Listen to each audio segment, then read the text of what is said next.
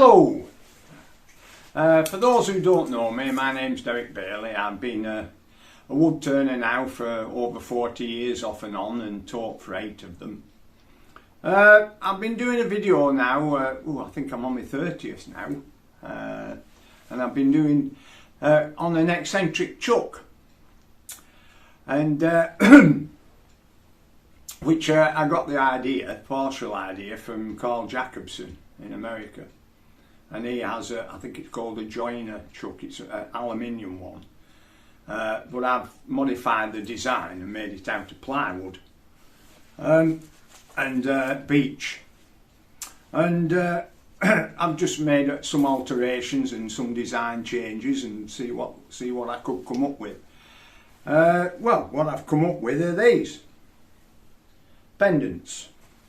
This one is a mesh type, which has been put grooves on the front and the back, and this one is more decorative perhaps, with a convex surface on the front and flat on the back, and put cords on them, and well, they seem attractive. That one's made out of spalted beech, and I think this is a Rocco, and it's got a lovely smell to it. I've done it over a week ago now, and it's still got the scent.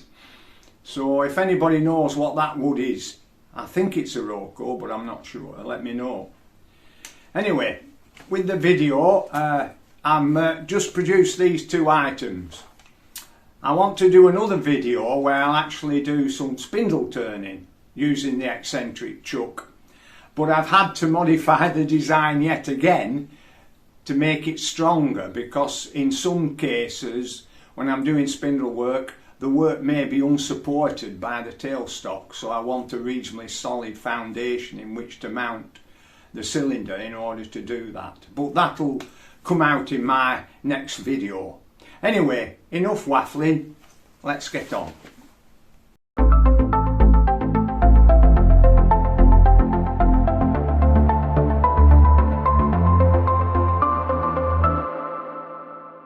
Fix the pendant to the chuck, I'm using a masking tape and super glue technique, which I'll explain later in this video.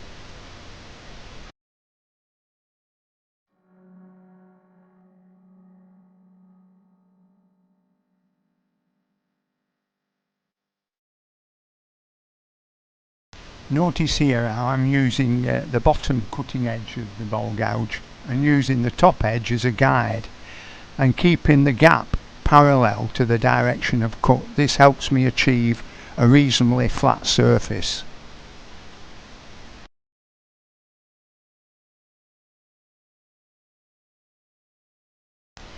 I'm using the screw chisel here as a negative rate scraper to even out any of the slight tool marks left by the bowl gouge.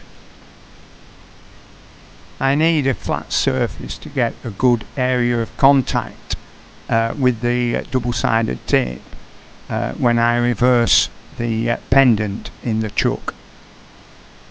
I'm using the multi-tool here with the Abernet, I think it's 120 or perhaps 240 grit, to avoid rings which would happen if I used ordinary abrasives.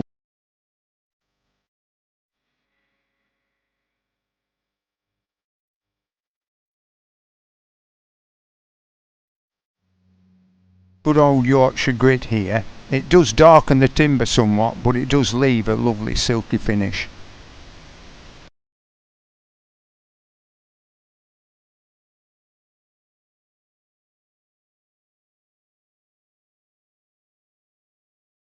I'm giving a final finish of sanding sealer after I've wiped off the Yorkshire grit, and 2 coats of melamine to give it a hard, durable finish.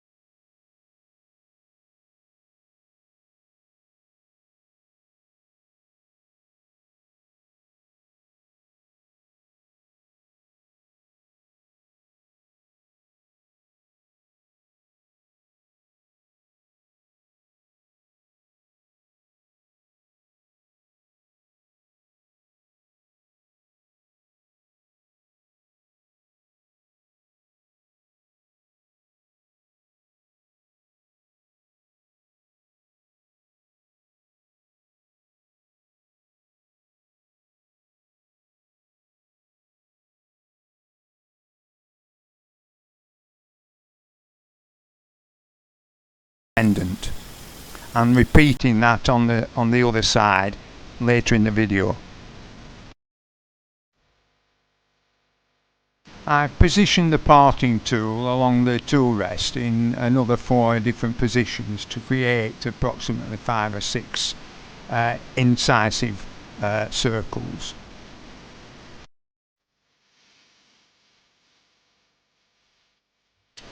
I'm now happy with the eccentric grooves I produced, and I'm now going to create a hole to put the necklace chain or the necklace thong to go through.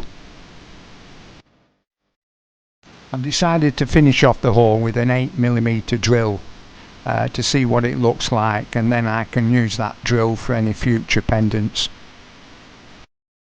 I'm now going to enlarge the hole, creating a countersink, which it looks more attractive than just an ordinary hole to the size of the drill.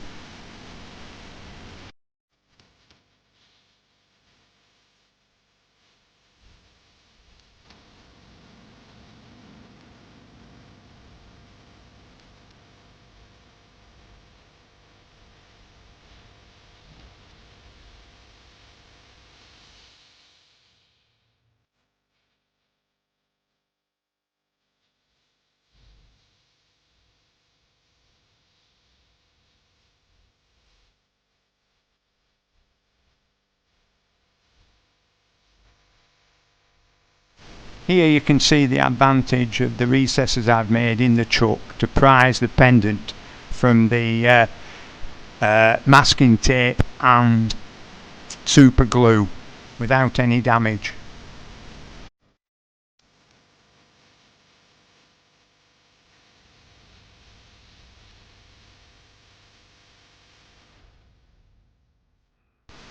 Instead of using double-sided tape, I used ordinary masking tape, well, not ordinary masking tape, quite sticky blue masking tape, and used super glue on one of the faces of the masking tape and put the 2 items together, and it seems to have worked okay.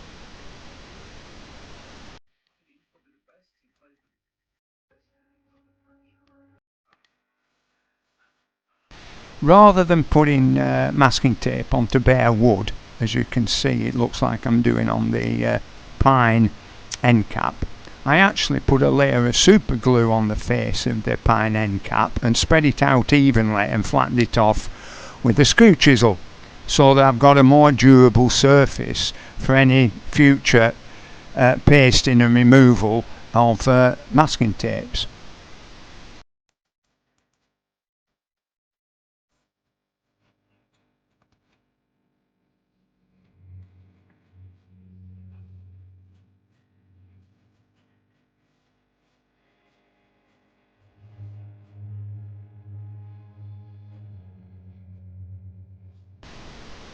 Having tested that there's no rocking of the pendant in the chuck and that both faces are nice and flat, I'm going to use the super glue and masking tape method again.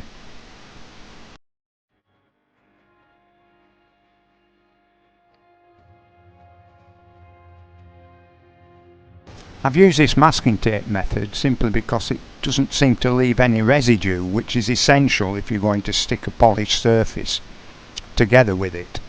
So let's see how we go on. Here I overestimated the speed of the super glue drying.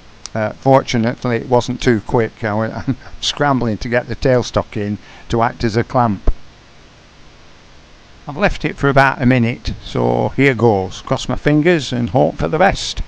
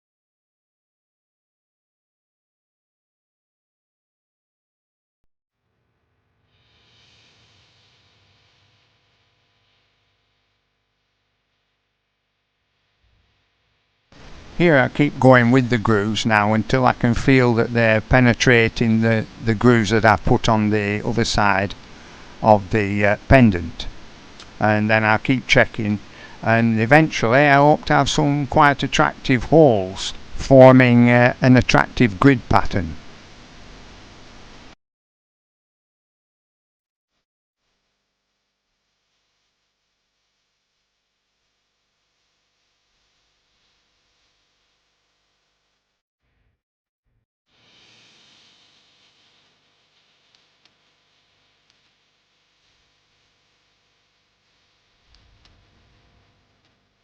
In hindsight, I suppose I could have put a mark on the parting tool as towards what depth I need to go at, so that the grooves on both sides interfere with each other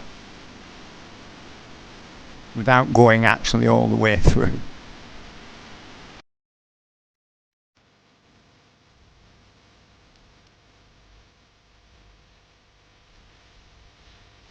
Here I'm just finishing off the sharp edges, just to take away that sort of sterile look that a crisp sharp edge can produce, especially when it's an ornamental pendant like this. You want a bit of warmth, which is created with slight roundings of the edges.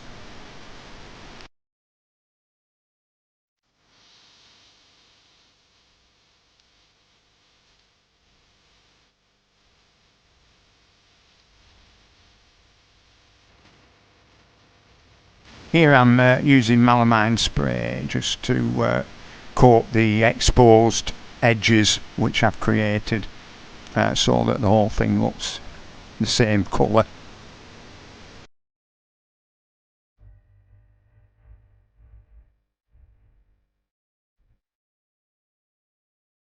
Well, it looks like the masking tape method has seemed to have worked. I've no residue left on the polished surface, not even any discolouring, so I'm quite happy with that.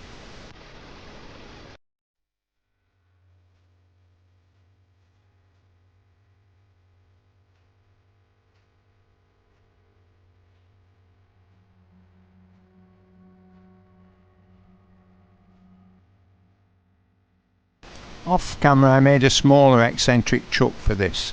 Instead of a flat face on my previous pendant, I've created a convex surface or curved surface, and I'm just in the process of creating a hole for the thong, and then we'll see how we go on with using the spindle gouge to make some marks.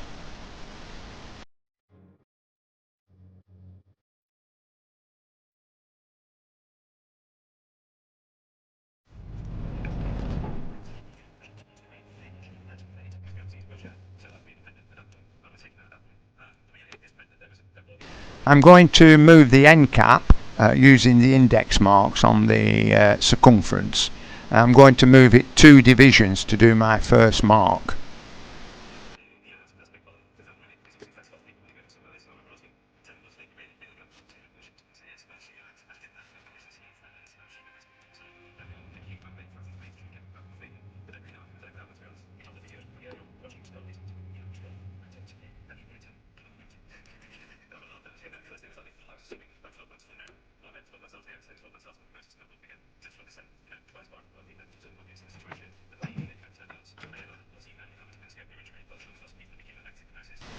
I'm just scribing a thin pencil line to give me an indication of where the cut is going to take place on the pendant.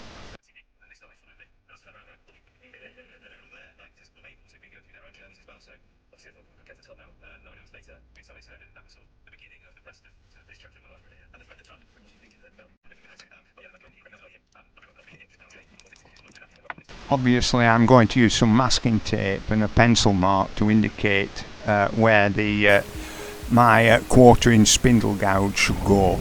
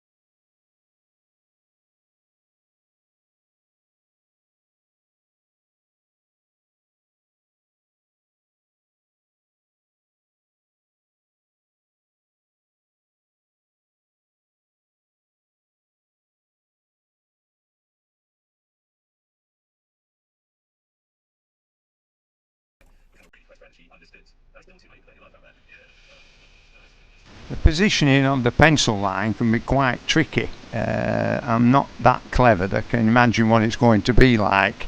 And sometimes your position of your pencil is way out of where you want it to be, so it's trial and error here until I just get it right.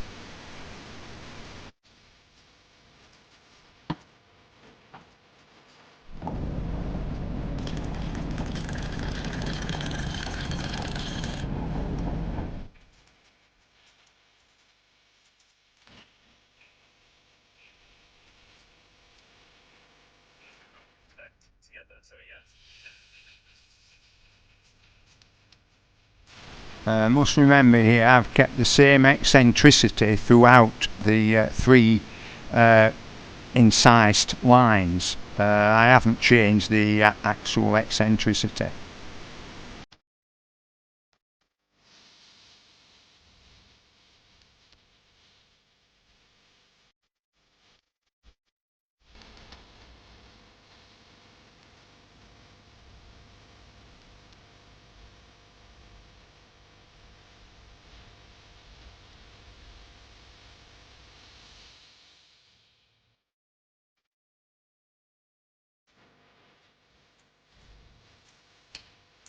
To paint the incisions with an acrylic copper coloured paint.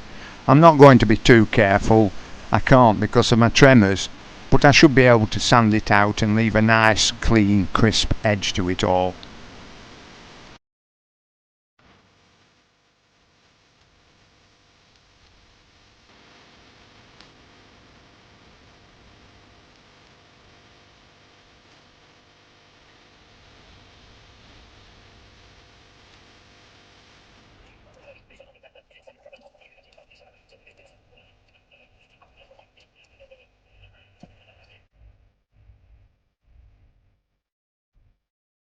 Thing here is to let the paint dry thoroughly. The last thing I want is specks of dust stuck to the colour. It won't look very good.